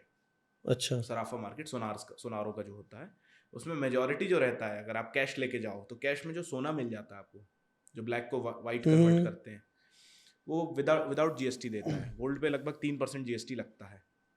जो कैश में लेने जाएगा उसको कोई जीएसटी नहीं लगेगा। तो वो कौन सा सोना आ रहा है? स्मगलिंग का। अच्छा, कहाँ से आया सोना? इंडिया में थोड़ी सोना निकलता है। हाँ, वरना तो वो डॉक्यूमेंटेड होता। डॉक्यूमेंट होता। अगर आप तनिष्क से खरीदने जाओ, तनिष्क आपको 2 लाख रुपए से ऊपर का नहीं लेगा माल कैश में। वो बोलेगा वाइट चाहिए भैया, ऑनलाइन दो, चेक से दो। तो टाटा तनिष्क एक ब्रांड है, उसको नाम मेंटेन करना है अपना। लोकल सोनारों को कोई कुछ नहीं मेंटेन करना है, उनकी कमाई वहाँ है। उनको 1 करोड़ ला के दो, 1 किलो सोना लेके जाओ। तो वो सारा स्मगल हो क्या आ रहा है? स्मगल हो क्या रहा है? क्योंकि इंडिया में सोना तो निकल नहीं रहा है। जो ऑफिशियली बिक रहा है उस पर जीएसटी लगेगा, जो जीएसटी बिना मिल रहा है, कैश में मिल रहा है, वो कहाँ से आया? तो ये कस्टम वगैरह सब बिका हुआ है क्या? सब नहीं, लेकिन सेटिंग्स तो होती हैं। सब तो नहीं बिकेंगे, सब पूरा सिस्टम बर्बाद नहीं होता है। कुछ लोग होते हैं, लूप होल हर जगह होते हैं। कपड़े में दबा लाए, इधर दबा लाए, उधर दबा लाए, मतलब होती है हर इंडिया भर में नहीं, हर जगह होती है स्मगलिंग, हर जगह। स्मगलिंग मोस्टली तो पोर्ट से होता है ना सामान हमेशा? हाँ, एयरपोर्ट से और सी पोर्ट से ही। अच्छा, ज़्यादा हैवी सी पोर्ट से जा रहा है? गोल्ड वगैरह तो एयरपोर्ट से ही स्मगल होता है। अच्छा, गोल्ड स्मगल एयरपोर्ट से ही स्मगल। क्या तरीके हैं, कुछ है क्या? नहीं, तरीके तो मुझे नहीं मालूम, मैंने कभी ट्राई नहीं करा है। गोल्ड का स्मगलिंग मैं यहाँ ठीक हो जाऊँ बैठा हूँ। मैं यहाँ बिल्कुल कंफर्टेबल हूँ भाई। तरीके तो मुझे नहीं मालूम है, लेकिन होता सब कुछ। होता जरूर है। सब बिके हुए नहीं, लेकिन कुछ लूप होल्स तो हैं सिस्टम में जिसको लोग एक्सप्लॉइट कर जाते हैं। और क्या है आइडियल चीजें स्मगल, मतलब टॉप 5-6 चीजें? घड़ियाँ? लकड़ी। अच्छा, लकड़ियाँ, वुड, रॉ वुड। पुष्पा से हाँ, रेफरेंस चंदन की ले रहे लकड़ी। हैं। अब चंदन की लकड़ी जो है यहाँ से काटी और साबुत बेच दी, वुडन लॉग्स, वुडन ट्रीज, उसको अनफिनिश्ड गुड्स कहते हैं, तो वो स्मगलिंग हो गई। इंपोर्ट भी हो जाती है स्मगलिंग में, जैसे अफ्रीका से स्मगल कर देते लोग टीक वुड, इंडिया आ रहा है, कहीं जा रहा है। आप नहीं करोगे तो कोई लीगली इलीगल तरीके से कर ही लेगा मीट पूरी? 95% लोग लीगली ही करते हैं, 5% है जो एक्सप्लॉइट करते हैं। और कुछ चीजें जो होती हैं स्मगलिंग में ये है, और इलेक्ट्रॉनिक चीजें भी होती हैं। अंडर इनवॉइसिंग एक कॉमन फैक्टर है, बता देता हूँ मैं आपको। Under invoicing? अंडर इनवॉइसिंग मतलब मान लो ये घड़ी पहनी है मैंने, अब घड़ी 1 लाख रुपए की मान लो मार्केट में, इसको मुझे इंडिया लेके आना है, इंडिया में ड्यूटी लग रही है इस पे मान लो 40%। ओके, अब 1 लाख का 40% हो गया 40,000। अगर मैं इसको अंडर इनवॉइस कर दूं, मैं इसको 80,000 दिखा दूं, तो 80,000 का 40% कितना हो गया? 32,000। कितनी ड्यूटी दी मैंने? 32,000। बच कितना गया? 8,000। वो कैसे आएगा? हवाला से। अच्छा, बिका वो लाख की ही है, बिकेगी लाख की ही, बिका वो लाख की है, अंडर इनवॉइसिंग की है। वो 20,000 जो सेटलमेंट होगा वो हवाला से होगा। तो मतलब इतना इजीली हवाला भी एंटर कर जाता है इंपोर्ट एक्सपोर्ट में? सब जगह इंपोर्ट एक्सपोर्ट में, लोकल मार्केट में जो इंडिया का व्यापारी है वो हवाला को मना नहीं करता है। मना नहीं करता मतलब यूज भले ही ना करे, लेकिन डिनाई नहीं करता कि नहीं होती ऐसी चीजें, होती हैं। इट एग्जिस्ट, हवाला एग्जिस्ट बेयरली, मतलब प्रॉपरली इन मार्केट, चाहे इंटरनेशनल हो, जैसे हम अंगड़िया के नाम से जानते हैं, या हवाला कह लो या कुछ भी कह लो, जिसको सुपाड़ी कहते थे पहले, सुपाड़ी मैच करके देख लेना, नोट फाड़ के मैच करके नोट मैच कर लिया, तो वो चीजें होती हैं। आज मूविंग फॉरवर्ड, मुझे लगता है ना एक चीज हमसे बहुत नाराज होने वाली है मेरे से और आपसे, वो है इंपोर्ट। हम इंपोर्ट की बात क्यों नहीं कर रहे? इंपोर्ट में पैसा नहीं है क्या? अरे खूब पैसा है। मैं इंडिया में रह के कुछ इंपोर्ट करके नहीं कमा सकता? कमा सकते हो। क्या बेचूं, क्या मंगवा लूं बाहर से? सबसे जो लोग देखते हैं प्रायोरिटी पे कि इंपोर्ट में क्या लिया है, क्या उठा लाए हम इंडिया में, वो चाइना से गुड्स उनको दिखते हैं कि चाइनीज इलेक्ट्रॉनिक्स आ जाएं। डोमिनेंस है भी चाइना का इलेक्ट्रॉनिक्स में, हर जगह दिखता है चाइनीज इलेक्ट्रॉनिक्स, वो ला सकते हो आप। और क्यों, क्या क्या करना है इसमें वो भी मैं बताऊंगा। ठीक है, हाँ ठीक है। इटालियन मार्बल वगैरह तो आ ही रहे हैं, यूरोप से मार्बल आ रहे हैं। अच्छा, ठीक है, वो आ रहे हैं आपके, एंड बहुत सारी चीज़ें बाहर से रही है। अमेरिका से टेक्नोलॉजी आ रही है हमारे पास, सॉफ्टवेयर भी इंपोर्ट हो रहे हैं। 2 तरीके के इंपोर्ट है, service import and goods import. अच्छा, एंड सेम विद एक्सपोर्ट। तो इंडिया दबा के एक्सपोर्ट करता है, service export, BPO, call centres वगैरह, सॉफ्टवेयर डेवलपमेंट, तो इंडिया से होकर बाहर जा रहे हैं, तो वो भी है। अब इंपोर्ट में मैं प्रॉब्लम बताता हूँ क्या है। इंपोर्ट में एक फंडामेंटल प्रॉब्लम अभी है, वो है कंपटीशन। अच्छा, जो इंडिया का दुकानदार है ना, उसको इंपोर्ट आ गया है, तो ट्रेडर्स की अब जगह नहीं है, कोई ला के दुकान में दे दे ना। बड़े शहरों के दुकानदार डायरेक्टली सोर्स करते हैं चाइना से। तो जितने इंस्टाग्राम गुरु आते हैं, रील बना देते हैं, वो बच्चों को खुश करने के लिए, ताली बजाएं देख के। हाँ, उन्हें भी लगता है कि अरे कमाया जा सकता है, ठीक है। हाँ, ताली बजाएं देख के। क्यों? देखो यार, सीधी बात है, 2 तरीके के बिजनेस स्टार्ट होते हैं, 2 तरीके से। एक होता है अवेयरनेस स्टेज, कि जान लो क्या है, आपको नहीं मालूम ना कुछ, अब जान गए थोड़ा सा, वो अवेयरनेस स्टेज है। दूसरा होता है बिजनेस स्टेज, जहाँ पे एक्चुअल धंधा होता है। अवेयरनेस स्टेज 5, 10, 15, 20, 25, 50,000, उसके ऊपर लाख, 1.5 लाख, 2 लाख, 5 लाख, 10 लाख, 20 लाख तक जो जितना जाता है, वो बिजनेस स्टेज है, यहाँ एक्चुअल गेम होना है। तो जब वो, मैं अगेन इंस्टाग्राम ग्रुप पे आता हूँ, जब वो आके कहता है कि चाइना में ये चीज़ इतनी सस्ती मिली है, देखो alibaba.com पे इतने का है, अमेजन पे इतने का है, तुम अलीबाबा से मंगवाओ, यहाँ पे आओ, अमेजन में लिस्ट करो, बेचो, कमाओ। एग्जीक्यूशन का तो गेम है। क्या क्या दिक्कत आएंगी जब मैं ये करूँगा उसका कही हुई चीज़? जब इंपोर्ट करोगे तो सेलर आपको बेवकूफ़ बना सकता है, ए दिखा के जेड दे देगा। ठीक है। नंबर 2 ये है, लॉजिस्टिक्स रेट ऊपर नीचे हो सकते हैं। अच्छा, जब आपने ऑर्डर किया था, जब शिप हो रहा है, तो हाँ, उसने तो वीडियो बनाते हुए सबसे लीस्ट देख लिया। हाँ, तो उसमें जो है टाइम डिफरेंस से आपका, क्योंकि जो फ्यूल प्राइसेस रहते हैं वो ऊपर नीचे होते हैं तो फ़र्क आ जाएगा, अगर 5-6% के उस पर मार्जिन पे काम कर रहे हो तो। थर्ड आएगा आपका इन्वेंट्री, ला के रखो। हाँ भैया इन्वेंट्री भी तो चाहिए, 2 पीस थोड़ी दे रहा है वो आपको, दे कौन रहा है 2 बैग या 2 आइटम आपको, तो उतना चाहिए आपको। और फिर उतना लिया है तो बेचने की सप्लाई चेन की, इसको बेचो उसको बेचो, ये करो वो करो। लोग बोलते हैं अमेजॉन FBA कर लो, ठीक है, fulfilled by Amazon. Amazon FBA 2 model की तरह चलते हैं। पहला है नो इन्वेंट्री मॉडल, कि आपका कोई इन्वेंट्री नहीं है, आप मिडिल मैन हो, आपने एक जगह से उठाया दूसरी जगह बेच दिया डिमांड आने पे, ठीक है। अब उठाया और बेच दिया, लेकिन उठाने वाले के पास सामान कहाँ से आ रहा है वो कौन देखेगा? फिजिकल गुड्स बेच रहा है, हवा थोड़ी बेच रहे हो कि बात कर ली बिक गया, नहीं। तो उठाना है उसको, आपको मैनेज करवाना है, प्रॉपर पैकेजिंग तो नहीं है, डैमेज तो नहीं है। प्लस इसमें जो आपने और बोला और प्रॉब्लम आती है, कैश ऑन डिलीवरी पे कोई खरीद रहा है अगर, तो COD पे उस पर वापस रिटर्न कर दिया उसने। करेक्ट। और क्या मुझे वो चाइना वाला सेलर कैश ऑन डिलीवरी देगा? नहीं, कुछ नहीं देगा, 100% एडवांस पे चलता है चाइना। पूरा एडवांस दूंगा मुझसे पहले, 100% फिर बस भरोसे बैठूंगा कि वो भेजेगा। और कस्टम भी बीच में पकड़ सकता है कुछ, उसे कस्टम नहीं पकड़ेगा क्योंकि पेपर वर्क उसके प्रॉपर लगभग रहते हैं। अच्छा, चाइना इस चीज में ट्रस्टेबल है? नहीं, ट्रस्ट तो हम अपने सगे दोस्त संबंधी पे भी नहीं करते एक्सपोर्ट्स में, क्योंकि धंधा होता है भाई, ठीक है ना। अगर यहाँ मैंने बोला A को स्मॉल a लिखो और B को कैपिटल B लिखो, तो लिखना है, it is there for a reason. तो आपको ट्रस्ट किसी पे नहीं करना है, SOPs बनेंगी, उसकी चेकलिस्ट बनेगी, ये होना ही होना है। अगर आपने थोड़ा सा लूप होल दिया वहां पे, वो एक्सप्लॉइट हो जाएगा, तो we can not be diligent. अच्छा, ठीक है, नंबर 1। नंबर 2 ये है कि चाइना सब पूरा पैसा एडवांस लेगा आपसे, उसको घंटा मतलब नहीं है, आप ले रहे हो कि आज जी रहे हो कि कल जी रहे हो कि कल मर रहे हो। 100% मांगता है तो 100% मांगता, 50% 30% टोकन अमाउंट दो, बचा हुआ बिफोर डिस्पैच। अच्छा, बिफोर डिस्पैच। और कस्टम ऑर्डरिंग कर दी कि अगर आपने फहद या भानु लिखवा दिया अगर उस पर, तो 100% एडवांस चाहिए। क्यों? मतलब कस्टम, अच्छा हाँ, ये माइक है, माइक पे मान लो आपका नाम एम्बोस करके आना है। अगर कल को आपने नहीं खरीदा माल, फिर तो माइक का क्या होगा? अब तो उसमें भानु फहद लिखा हुआ है तो वो 100% एडवांस लेगा। अब थोड़ा डॉक्यूमेंटेशन पे बात कर लेते हैं। बिल्कुल। व्हाट आर वेरी मेजर, मतलब very basic documents, licences? Basic licence की बात कर लेते हैं। कंपनी होनी चाहिए सबसे पहला। सोल प्रोप्राइटर भी कर सकता है इंपोर्ट एक्सपोर्ट? कर सकता है, सोल प्रोप्राइटरशिप चलेगा, LLP चलेगा, प्राइवेट लिमिटेड चलेगा, पब्लिक लिमिटेड चलेगा। ये 4-5 तरीके की कंपनी चल सकती। कंपनी चाहिए, GST चाहिए आपको, बैंक अकाउंट ऑफ कोर्स चाहिए है, उसके बाद पैन कार्ड चाहिए है आपको, और 5वीं चीज़ जो चाहिए IEC, इंपोर्ट एक्सपोर्ट कोड। ये तो बहुत बेसिक चीज़ें हैं। बहुत बेसिक चीज़ें हैं ना। गेम तो पेपर वर्क की वजह से अटकता ही नहीं है कभी, अटकता तो सेल्स ट्रिक पे है। अच्छा, यहाँ पे सब इजी है, ये 4 चीजें सब पे हैं, 5 ही हमें वो बनाना है, बस खत्म। मेरे को कॉल करके लोग बोलते हैं कि सर 2 साल हो गया मैंने IEC बनवा रखा है, एक भी एक्सपोर्ट नहीं हुआ। मैं उनको बोल देता हूँ IEC बनवाने से घंटा कुछ नहीं होता 500 रुपए में बनता है। आप अभी अप्लाई करो, 2 घंटे में आप ही का स्टाफ मेंबर डाउनलोड करके दे देगा उससे। अच्छा, 2 घंटे में अलाउट होता है, 2 घंटे में। एक वर्किंग डे अप्लाई करो, सेम 2 आवर्स में आपको मिल जाएगा, डाउनलोड कर देना। आजकल तो 15 मिनट में दे रहे हैं, सेम डे। ओके, आज 12:10 पे किया, 12:25 पे डाउनलोड कर लो। मैं अब रेडी टू एक्सपोर्ट इंपोर्ट। अरे आप एक्सपोर्टर बन गए सरकार की नजरों में। एक और बात बताता हूँ, ठीक है। इंडिया में जितने भी IEC हैं उसमें से 85% डेड IEC हैं। मतलब बस बना के छोड़ दिए, डोरमेंट हो गए। हर साल इसका रिन्यूअल फीस रहती है 200-300 रुपए, वो नहीं देते क्योंकि हो नहीं रहा कुछ। तो 85%, अगर इंडिया में मान लो 20 लाख IECs हैं, बेयरली उसमें फंक्शनल 1.5 लाख है। ओके, 80% जो है सब डोरमेंट है, खाली पड़े, बने हुए रखे थे। लोग उसको इंस्टाग्राम पे डाल लेते हैं कि वी आर फलाना एक्सपोर्टर ऑफ दिस, बस उतना ही भरे पेपर। वेबसाइट में डाल देते हैं कि we are exporter of this, अभी बने नहीं हो। ये है।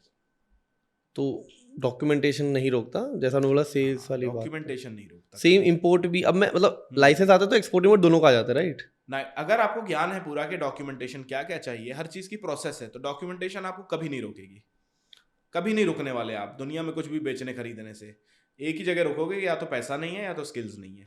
फिर अच्छा सॉरी, बट जब मैं प्रोडक्ट चुन लेता हूँ, मान लो मैं फर्नीचर ही कर रहा हूँ, तो फर्नीचर से रिलेटेड डॉक्यूमेंट अलग नहीं बनेंगे? हाँ, अलग बनते हैं, कुछ अलग बनते हैं, बहुत ज़्यादा नहीं है। देखिए, कुछ तरीके के प्रोडक्ट हैं कि किसमें क्या क्या डॉक्यूमेंट लगते हैं। DGFT में सब कुछ मेंशन्ड है।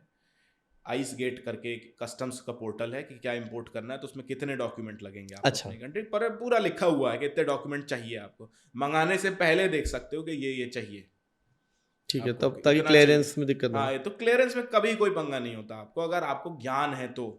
वैल्यू तो मालिक ज्ञान की है। पैसा ज्ञान का है, बाकी थोड़ी है। बेवकूफ आदमी पे कौन पैसा थ्रो करेगा? कोई नहीं। तो स्किल्स पॉलिश करिए, आपको कुछ नहीं रोकने वाला।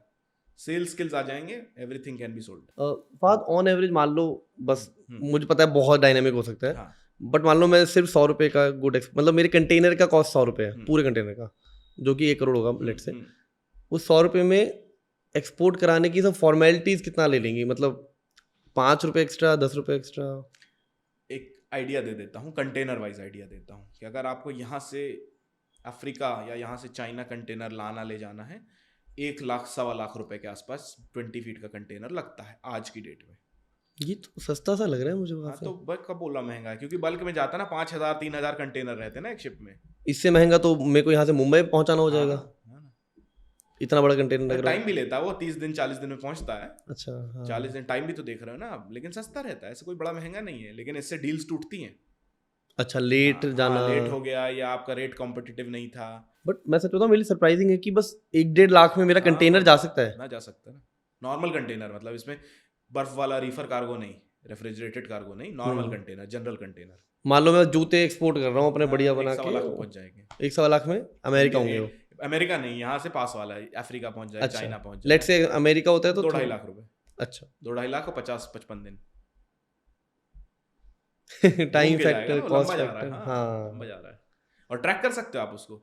अच्छा, मैं लाइव आप मोबाइल फोन पे कि आज मेरा कंटेनर पानी में कहाँ है, ट्रैक कर सकते हो आप। और सील रहती है आपकी, उसमें सील लगी रहती है कि सील टूट गई अगर, इंश्योरेंस मिलेगा आपको, फिर पूरा इंश्योरेंस। हाँ, लेकिन सील टूटती नहीं है, चोरी वोरी नहीं हो पाता वो सील गवर्नमेंट, वो पोर्ट की रहती है, कस्टम्स की सील रहती है, और एक लाइन सील रहती है। लाइन मतलब जो शिपिंग लाइन है, जो कंटेनर की मालिक है उसकी एक सील, और एक कस्टम्स की सील। किस चीज में आपने लॉस फेस किया है, अगर आप शेयर करो अपना फेलियर कोई? Elephant in the room, copper scrap में मैंने लॉस फेस किया 35 लाख। वो तो बड़ा अच्छा बताया था आपने। वो तगड़ा लॉस था भाई, वो मेरे जिंदगी का सबसे पहला, सबसे आखिरी और सबसे बड़ा लॉस था। 35 लाख? 35 लाख रुपए। रीजन बीइंग बायर नहीं मिला या क्या हुआ? लालच, ज्ञान की कमी। ओके, पता नहीं था। एज अ न्यूबी किया था आपने? हाँ, एज अ न्यूबी 5 साल पहले तो कुछ नहीं मालूम था। अब मेरे से आप 5,000 नहीं निकलवा सकते, लेकिन तब 35 लाख दे दिए थे।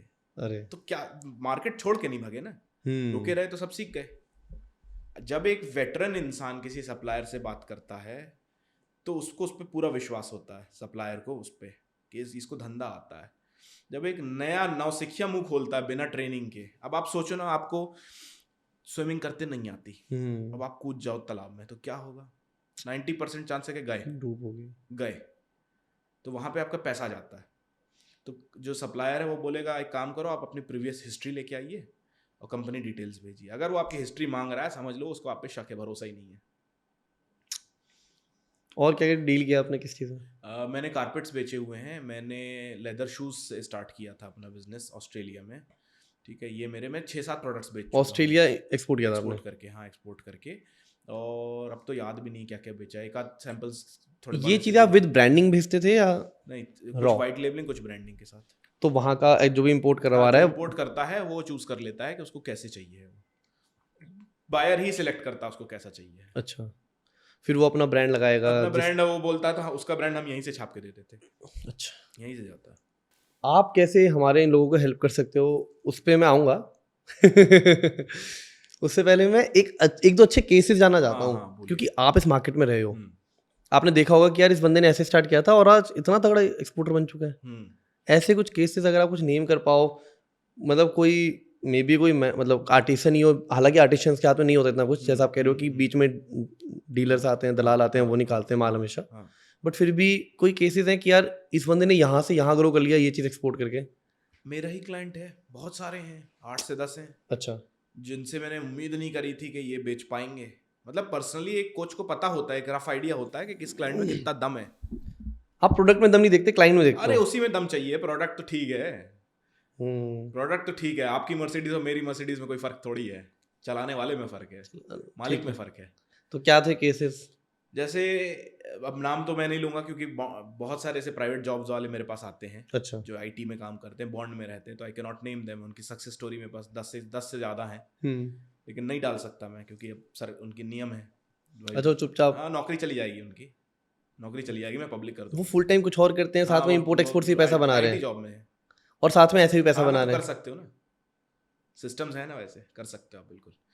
सो एक भाई साहब थे जिन्होंने 10 महीने में आई थिंक 18 एक्सपोर्ट किए हैं। अच्छा 18 एक्सपोर्ट किए हैं, और भी हैं मल्टीपल कंटेनर्स वाले, तो नाम गिनती भी नहीं है मेरे पास, गिनती भी नहीं है। 6 बायर्स क्रैक किए हैं एक महीने में। और फुल टाइम वो जॉब कर रहे हैं? अब छोड़ रहे हैं, अब ऑलमोस्ट क्विटिंग पे। बट क्या मत्था पेची नहीं होती? मैं शुरू में क्या होता है भाई, किसी को मैं बोल नहीं सकता एज अ कोच ना कि अपनी जॉब छोड़ दो, गलत हो जाएगा ना, उसके पेट पे लात मार दूं मैं। ठीक है, वो थी है, बट क्या इवन पॉसिबल भी होता है? हाँ पॉसिबल तो होता है, शुरू में तो बिल्कुल पॉसिबल है। शुरू के 6-7 महीने आपको वैसे करिए, जब आपको लग जाए कि सस्टेनेबल इनकम आ रही है आपकी, तब आ जाइए, स्विच कर लीजिए। एज ए एक्सपोर्टर मेरा 24 आवर नहीं मांगता क्या वो? नहीं, आधा घंटा मांगता हूँ पर डे।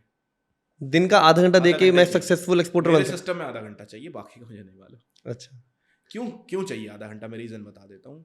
मैं प्रोसेस ड्रिवन काम कराता हूँ कि अगर आपको सेल्स ऐसी करनी है तो क्यों करनी है, रीज़न।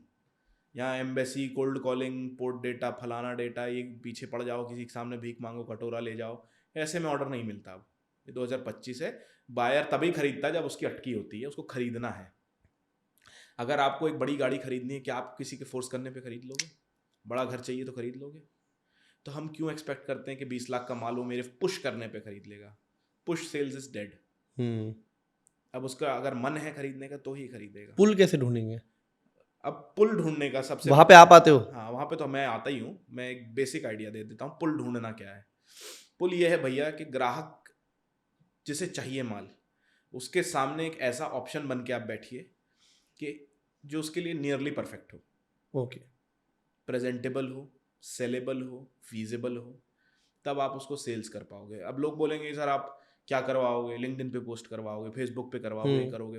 हर इंसान जो फेसबुक लिंक्डइन पे होता है, पोस्टिंग करता है, कमेंट डालता है या ऐड चलाता है, ये करता है वो करता है, वो सेल्स पर्सन थोड़ी बन जाता है। ना आप यहाँ पॉडकास्ट करके बैठे हो, कर रहे हो, क्या हर इंसान जो माइक पकड़ लेगा वो बन जाएगा कंटेंट क्रिएटर? नहीं। है क्या बस का? There has to be a process. आप जहाँ पहुंचे हो तुक्के से थोड़ी पहुंच गए हो जी। अगर आपको इसको रिपीट करना हो तो कर लोगे।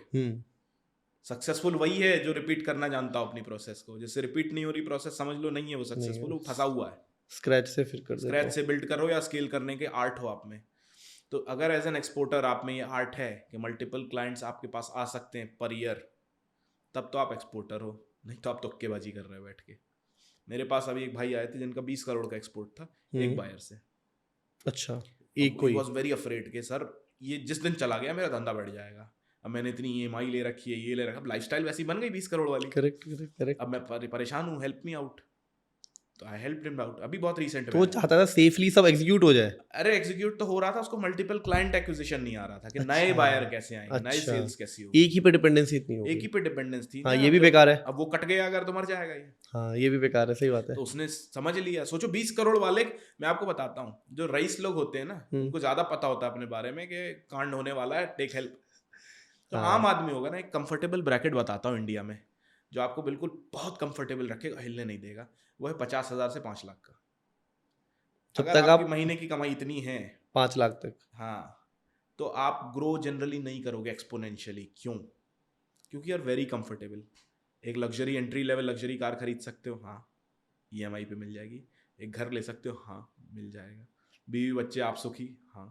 तो ग्रोथ क्यों चाहिए, रिस्क क्यों लोगे? अब 5 लाख से 25 लाख का ब्रैकेट अगर टच करना है तो उसमें तो ट्रेमेंडस रिस्क चाहिए, ट्रेमेंडस स्किल चाहिए। वहां पे भूख आती है वहाँ भूख आती है, वहाँ कितने भूखे हो आप। हाँ। मैं ऐसे लोगों से मिलता हूँ कि सर 3-4 लाख आ रहा है, बढ़िया, इतनी घर्राहट में रहते हैं। मैंने बोला तो क्यों आया भाई, बात क्यों कर रहा है, खुश रहे ना, if you are very happy. ठीक है, बोलते मियाँ बीवी मिलके 7 लाख रुपए महीने का आ जाता है। हम दोनों IITians से IIM वाले हैं, इतना आ जाता है। बैंगलोर में घर ले रखा है, दिल्ली में घर ले रखा है, EMI है, X1 है BMW की चल रही है, बढ़िया है, खुश है, EMI जाती है। मैंने बोला कितना EMI दे देते हो? बोलते लगभग 3 लाख महीने का चला जाता है, दोनों का मिला के 3 लाख बचता है, जिसमें से 1 लाख फीस 2 लाख सेविंग हो रही है हर महीने। तो उसी में इतने खुश है। तो मैंने बोला अगर इतने खुश हो तो रहो, मैं क्या हेल्प करूंगा। तो वो उसी कंफर्ट में रहना चाहेंगे। कंफर्ट जोन काट खाता है इंसान। वो जो चादर कहते हैं ना कि जितनी चादर उतने पैर पसारो। कंफर्ट जोन काट खाता है आपको कि यार सब तो चल रहा है तो प्रोग्रेस क्यों चाहिए। प्रोग्रेस वो करता है जिसकी अटकी होगी, जिसमें वो भूख होगी। तो जो स्लैब की या तो नीचे है या तो उसके ऊपर है, उसको ही समझ में आती है प्रोग्रेस, ये क्यों करनी है। तो 5 लाख एंड अबव या 50,000 एंड बिलो। मेरे लिए एक इस पॉडकास्ट में एक और चीज़ बहुत इंटरेस्टिंग निकल के आई कि आपने जो बोला ना कि एक आईटी जॉब वाला बंदा भी साथ में पैसिव इनकम के तौर पे एक्सपोर्ट इंपोर्ट कर रहा है। तो मेरे माइंड वहीं अटक गया था, सॉरी। मैं सोच रहा था कि यार हम पैसिव इनकम में कहाँ छोटी छोटी चीज़ें ढूंढते हैं। हम सोचते हैं मीशो से कुछ बेच नहीं करते, मतलब हम बहुत छोटा सोचते हैं, हम पैसिव इनकम सोचते हैं, हम सोचते हैं एक्स्ट्रा 20-25 हज़ार बन जाए। बट आप बोल रहे हो आप एक्स्ट्रा 25-30 लाख कमा सकते हो पैसिव इनकम से, अपनी फुल टाइम जॉब छोड़ सकते हो। भाई 1-2 लाख रुपए तो चना मूंगफली जैसा एक्सपोर्ट्स में महीने का काउंट ही नहीं होता, उसको काउंट ही मत करो। काउंट ही नहीं हो, वो तो ऑपरेटिंग कॉस्ट है आपकी, उसके ऊपर निकलो। और आपके पास एक केसेस हैं जो आईटी जॉब कर रहे हैं, एक्सपोर्ट इंपोर्ट कर रहे हैं, ढेर।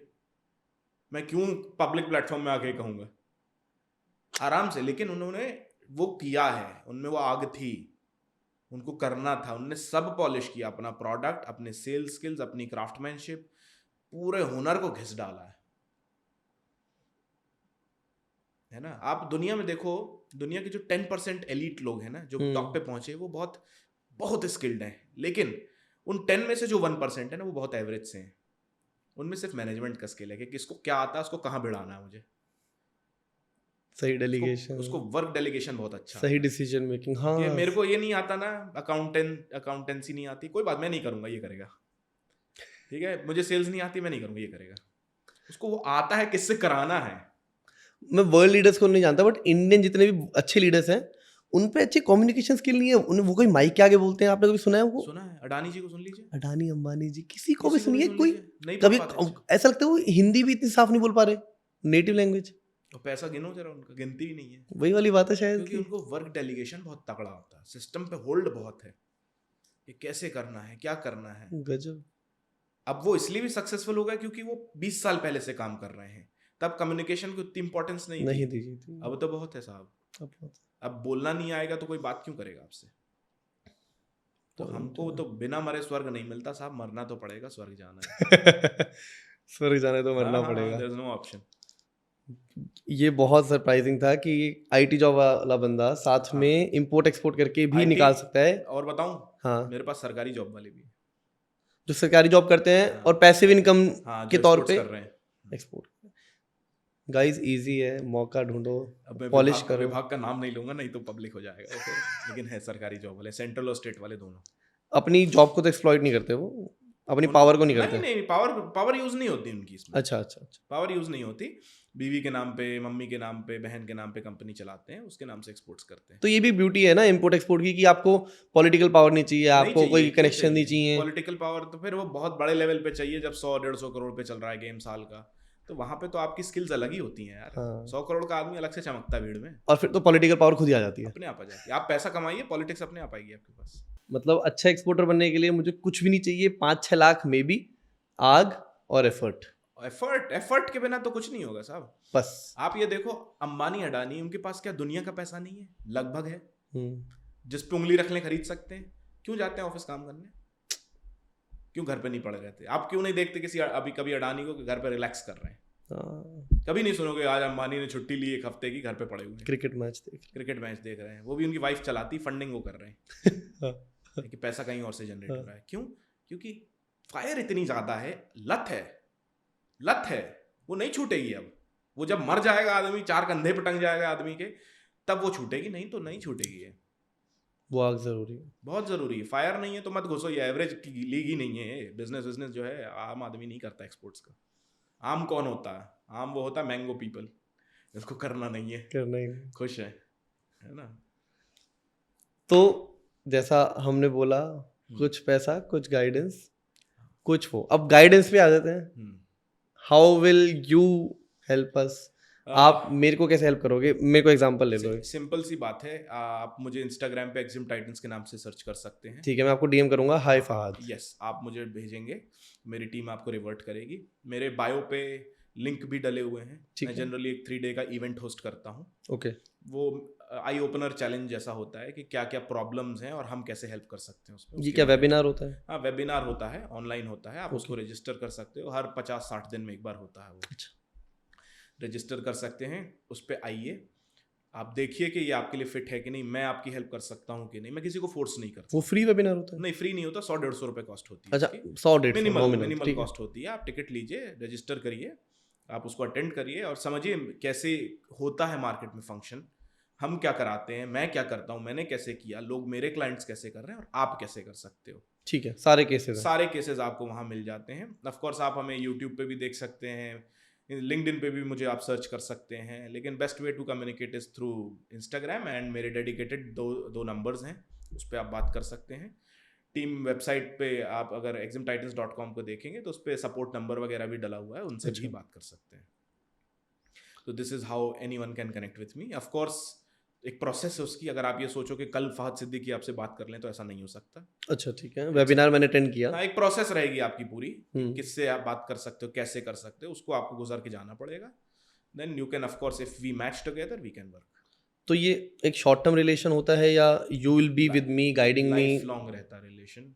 मेरे 1.5 साल पुराने क्लाइंट्स जो हैं आज भी मुझे एज अ फ्रेंड बात करते हैं, ठीक है, जो 10 कंटेनर 20 कंटेनर बेच चुका है। मतलब वो घूमता है कि सर आ जाओ, राजकोट आ जाओ, सूरत आ जाओ, बॉम्बे आ जाओ, दिल्ली आ बट जाओ। आप मुझे कितने टाइम में इतना ट्रेन कर दोगे कि मैं इंडिपेंडेंटली भी कर पाऊँ? 2.5-3 महीना, 4 महीने। अच्छा, उसके लिए बस 3 महीने चाहिए?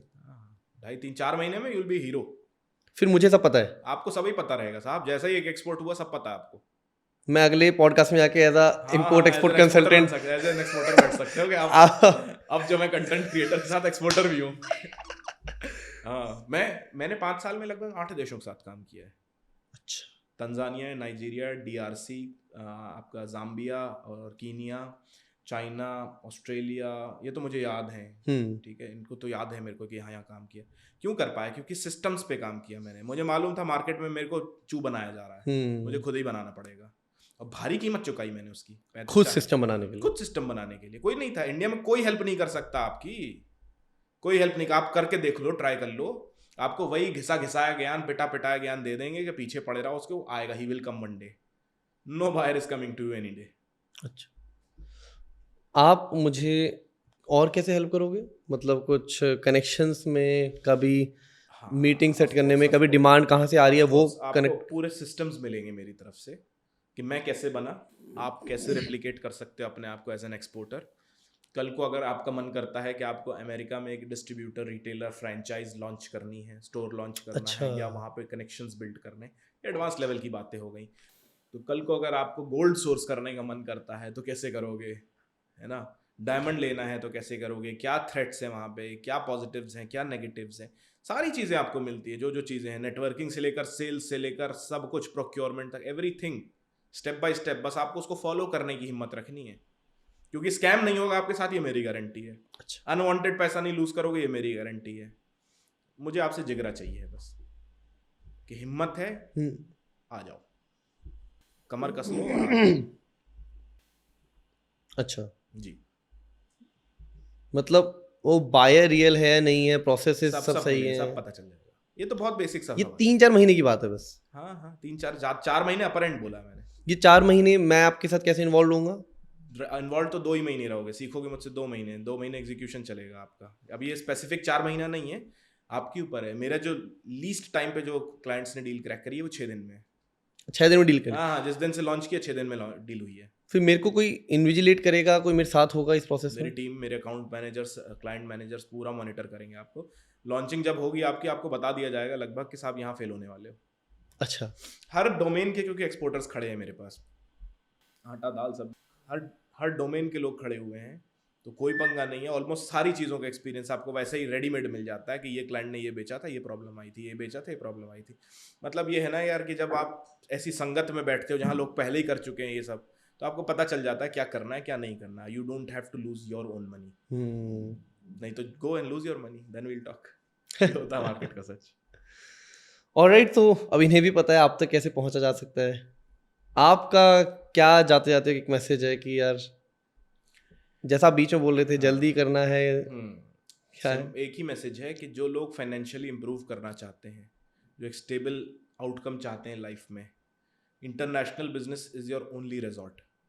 ओके, इंटरनेशनल बिजनेस इंडिया में क्योंकि कंपटीशन है, इंटरनेशनल में बिल्ड होने में 10 साल लगेगा। अभी मौका है, कूद जाओ, take the plunge, do it, start doing it. हम जैसे बच्चों को बोलते, हम सोचते थे ना छोटे थे कि हमारे बाप दादाओं के पास ये ज़मीन थी, बेच दिए, नहीं तो इतने हजार होते, इतने करोड़ होते। अब आप वो बाप अब दादा आप बन जाओ, बाप दादा बन गए हो, वो आप कमा लो। अब है आपके पास ऑप्शन, जनरेशनल वेल्थ हो सकती है। आराम से हो सकती है। जिगरा चाहिए है, हिम्मत चाहिए। जनरेशनल वेल्थ पे बाद में फोकस करना, पहले टुडे की वेल्थ पे करो।